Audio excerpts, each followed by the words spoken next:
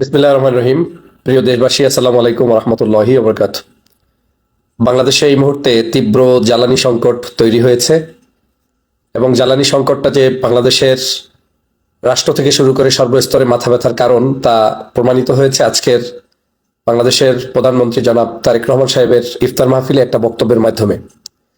তিনি আজকের আলেম ওলামা এবং ইয়াতিমদের সম্মানে যমুনাতে ইফতার মাহফিলের আয়োজন করেছেন। সেই ইফতার মাহফিলে বক্তব্য দিতে গিয়ে তিনি বলেছেন যে বাংলাদেশের বর্তমান যে পরিস্থিতি তাতে তীব্র জ্বালানি সংকট, যদি এই অবস্থা চলমান থাকে তাহলে আজকের ইফতার মাহফিলই হয়তো বিএনপির পক্ষ থেকে বা বিশেষ করে রাষ্ট্রের পক্ষ থেকে, প্রধানমন্ত্রীর পক্ষ থেকে সর্বশেষ বড় আকারের আয়োজন হিসেবে আজকেরটাই শেষ। তার মানে হচ্ছে যে বাংলাদেশ তীব্র ধরনের জ্বালানি সংকট যদি এখন না দেখা দিত, এই তীব্র সংকট না হলে ইফতার মাহফিলের মতো মাহফিল যেটা বছরে বিশেষ একটি মাসে আপনার অনুষ্ঠিত হয় সেটাও বন্ধ রাখতে প্রধানমন্ত্রী ইচ্ছা পোষণ করছেন, যেটা তার আন্তরিকতা থাকা সত্ত্বেও তিনি হয়তো বড় আয়োজন করতে হিমশিম খাবেন। সে কারণে দেশের প্রতি ভালোবাসা রেখে বর্তমান সময়ের জ্বালানি সংকট মেটানোর জন্য তিনি কিন্তু এই আহ্বান করে তুলেছেন। আমি এই আহ্বানটাকে নেগেটিভলি দেখি না, আমি মনে করি যে এটা তিনি যথার্থই আহ্বান করেছেন, কারণ আসলেই বাংলাদেশের বর্তমান জ্বালানি সংকট তীব্রভাবে ধারণ করেছে। তাহলে এরকম একটা পরিস্থিতিতে বিএনপির সরকার গঠনের পরে পড়লে বাস্তবিকতার আলোকে এই সরকার কিভাবে রুল করবে কিংবা তাদের ম্যানেজমেন্ট পরিচালনা করবে।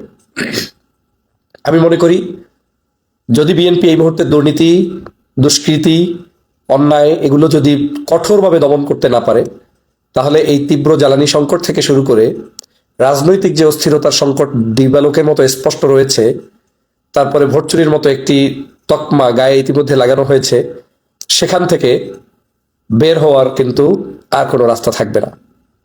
সে কারণে আমার কাছে মনে হচ্ছে যে এই সরকারকে এখনই পরিপক্কতার পরিচয় দিয়ে সকল দলমত রাজনীতির ঊর্ধ্বে উঠে প্রত্যেকটি রাজনৈতিক দল, বিশেষ করে বিরোধী যে রাজনৈতিক দল রয়েছে তাদের সাথে সমন্বয় করে এই উত্তরণ কিভাবে করতে পারবেন সেটার একটা খোলামেলা আলোচনা তাদের এখনই করা উচিত।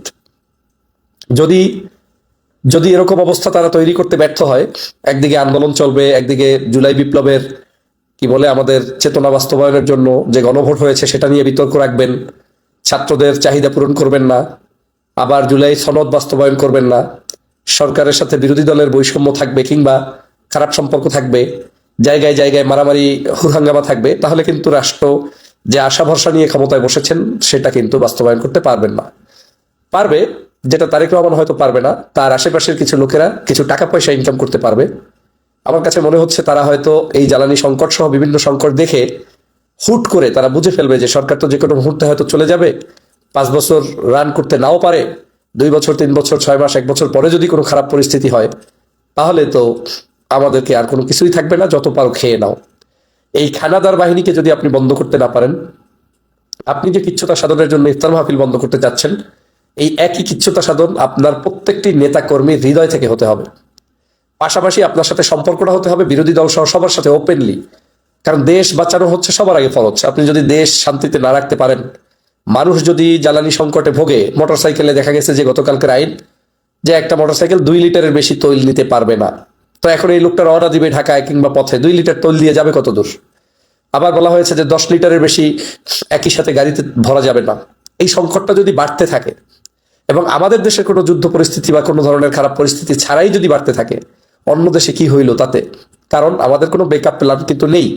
যে কোনো একটা রাষ্ট্রের উপরে নির্ভর করে আপনি কিছু করতে চাচ্ছেন, আপনার রাষ্ট্র সেখান থেকে তারাই তো সরাসরি ওই কাজে ইনভলভ, বিধায় আপনার এই জ্বালানি সংকট তৈরি হয়েছে। আমরা যদি ভারসাম্য নীতি গ্রহণ করতে পারতাম, পররাষ্ট্র নীতিতে সকল রাষ্ট্রের কাছ থেকে আমরা আমাদের ন্যায্যতার ভিত্তিতে পণ্য ক্রয় বিক্রয় করতে পারতাম, তাহলে আজকে হয়তো এই জায়গায় ব্যাকআপ প্ল্যানটা খুব দ্রুত সরকার নিতে পারত।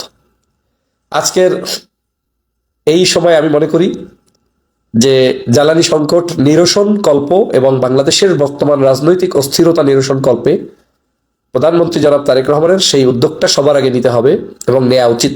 যদি এই ভিডিওটা লিখে রাখেন, দেখে রাখেন, সেভ করে রাখেন, শেয়ার করে রাখেন, যদি এই যে কয়টা কথা বললাম যে রাজনৈতিক বিরোধী দলগুলোর সাথে সুসম্পর্ক, জুলাই বিপ্লব এবং গণভোটের পক্ষে অবস্থান গ্রহণ করে রাজনৈতিক অস্থিরতা নিরসন করে একটি সুন্দর ভারসাম্যপূর্ণ শাসন ব্যবস্থা কায়েম করা এবং বিরোধী দল সহ সকল দলের সাথে সুসম্পর্ক রেখে রাষ্ট্রকে যদি সামনের দিকে এগিয়ে নিয়ে যেতে না পারেন, খোলামেলা বৈঠক করতে না পারেন, তাহলে আপনাদের একদিকে অর্থনৈতিক মন্দা, জ্বালানি সংকট, অন্যদিকে যে সকল নির্বাচনের প্রতিশ্রুতি, ঘরে ঘরে ফ্যামিলি কার্ড সহ বিভিন্ন ধরনের অ্যাক্টিভিটিস যেটা জনগণের কাছে প্রমাণ করার জন্য দিয়েছিলেন, সেটা কিন্তু ভেস্তে যাবে এবং এটার উপর ভিত্তি করে আপনাদের সংকট আরো বেশি ঘনীভূত হবে।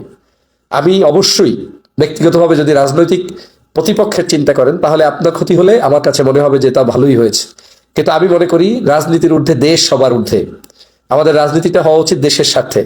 আমি সে কারণেই অনুভব করে বলছি যে বিএনপির জনাব তারেক রহমান সাহেবের উচিত হবে এই দেশের এই মুহূর্তে সকল ধরনের সংকীর্ণতার উপরে উঠে সবার সাথে তিনি বসে আলোচনা করে এই জ্বালানি সংকটের পাশাপাশি বর্তমান বিশ্ব পরিস্থিতি নিয়ে পর্যালোচনা, এবং এই দেশ যে 5ই আগস্টের উপর ভিত্তি করে নতুন একটি স্বপ্ন দেখেছে, সেই 5ই আগস্টের চেতনায় বাংলাদেশকে বিনির্মাণ করতে সকল প্রকার ছলচাতুরি মুক্ত হয়ে আইনের প্যাচ, অমুক প্যাচ, মামলার প্যাচ এগুলো না দেখিয়ে সহজ সরল ভাষায় মেনে নিয়ে পথ চললে তার জন্য সুগম হবে এবং কিছু বেশি দিন হলেও ক্ষমতায় রাখতে পারবেন, থাকতে পারবেন। আর যদি সেটা না হয়, তাহলে বাংলাদেশের বর্তমান পরিস্থিতি যেটা আছে সেই পরিস্থিতি আরো ভয়াবহ আকার ধারণ করবে, কারণ পাবলিক এত কিছু শুনতে চাবে না। কে কোথায় কোন সমস্যায় পড়েছে এগুলো শুনতে চাবে না। প্রাইম মিনিস্টার সাবেক যে প্রধানমন্ত্রী শেখ হাসিনা ছিলেন, তিনিও কিন্তু বেগুনের পরিবর্তে আপনার কি বলে কুমড়া দিয়ে আপনাদেরকে বেগুনি বানিয়ে খেতে বলেছিলেন, পেঁয়াজের পরিবর্তে ডাল দিয়ে পেঁয়াজু বানাইতে বলছিলেন, ডিম না খাওয়ার জন্য বলেছিলেন, বহু ধরনের মন্তব্য তারা করেছিলেন। কিন্তু এগুলো কিন্তু জনগণ খায় না। জনগণের দরকার খাদ্য, বস্ত্র, বাসস্থান, জনগণের দরকার একটু স্বস্তি, জনগণের দরকার তার নিজের প্রাপ্ত অধিকার। আর সরকার এ কারণেই যে সবাই যেহেতু হেডেক নিতে পারবে না, যে নিতে পারবে তার উপরে আমি দায়িত্ব দিয়েছি, সরকারের উপরে দিয়েছি, অর্থাৎ সরকার আমার জন্য এই চিন্তাটা করবে। সে কারণেই আমি চিন্তা করি আপনাদের সকলের এখন এই জ্বালানি সংকট নিরসন এবং দেশের বর্তমান অস্থিরতার নিরসনে আসুন ঐক্যবদ্ধভাবে একে অপরের পাশে দাঁড়িয়ে কিভাবে আপনারা সাহায্য করতে পারেন এবং দেশকে এগিয়ে নিয়ে যেতে পারেন। না হয় এই দেশের যে পরিস্থিতি, এই পরিস্থিতি মাত্র শুরু হয়েছে সরকার গঠনের 15 দিনও হয় নাই এর মধ্যেই, তাহলে ভবিষ্যৎ এখনো কিন্তু অনেক লম্বা সময়, যেই সময়টা রান দেয়া কিন্তু অনেক কঠিন হবে। আজকের আমাদের জনাব আব্দুল সালাম সাহেবের একটা বক্তব্য দেখলাম, যিনি ঢাকাতে সিটি কর্পোরেশনের ভারপ্রাপ্ত পরিচালক হিসাবে দায়িত্ব পালন করছেন। উনি বললেন যে আমাদের এই 10-12 দিনে আমাদেরকে জাজ করার সুযোগ নাই, 3-4 বছর সময় দেন, আমরা করে দেখাই, তারপরে বিচার করবেন। তো এই 3-4 বছর কিন্তু প্রত্যেকটা সরকারই চায়। ডক্টর মোহাম্মদ ইউনূস সাহেবকে যখন ক্ষমতা থেকে নামানোর জন্য আমরা বারবার বলেছিলাম, তখন তারাও বলেছিলেন যে আমাদের হাতে সময় দিলে সংস্কার সহ যাবতীয় বিষয় আমরা দেখতে পারবো, কিন্তু আমরা কিন্তু তাদেরকে সময় দিতে পারি নাই। কেন পারি নাই, কি কারণে পারি নাই, এদেশের জনগণ দিবালোকের মতো স্পষ্ট হয়ে দেখেছে।